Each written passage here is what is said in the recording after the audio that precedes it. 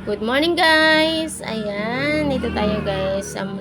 Magluto tayo ng dahil maagang maaga ngayon. At ayan, maaga ding umalis ang anak ko para pumasok. Kaya ito guys, magluto tayo ng itlog. And then guys, hindi po ako naglalagay ng asin sa itlog po. Ang nilagay ko lang po ay magic sarap. Ang tawag ko nito guys sa aking nilulutong itlog is tilyaw. Yung hindi ko po binabatil. Kasi ayaw ko pong batil guys. Gusto ko po buong itlog pa rin aking aking ihain.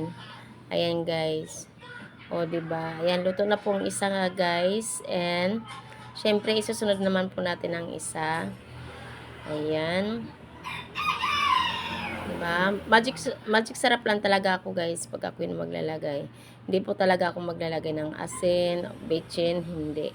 Kundi magic sarap lang po talaga. Malasa naman siya guys. Masarap naman po siya. Dahil po magic sarap. Charot. Ayan guys. O diba? Basta magic sarap guys. Masarap. O diba? Ayan guys. Dalawa lang itong aking niluto. Dahil po para po sa aking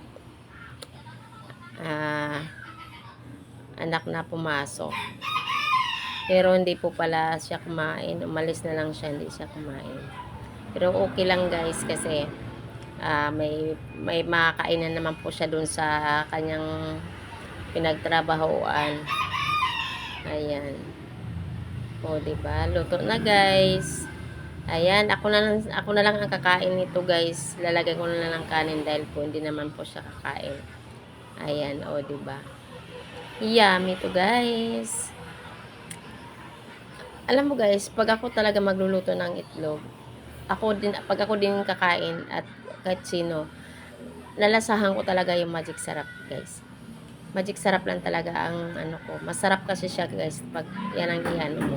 Ayan na guys, ang ating nilutong egg with kanin. O diba? Ayan guys, hanggang dito na lang po ating video. Bye bye po. Follow and share.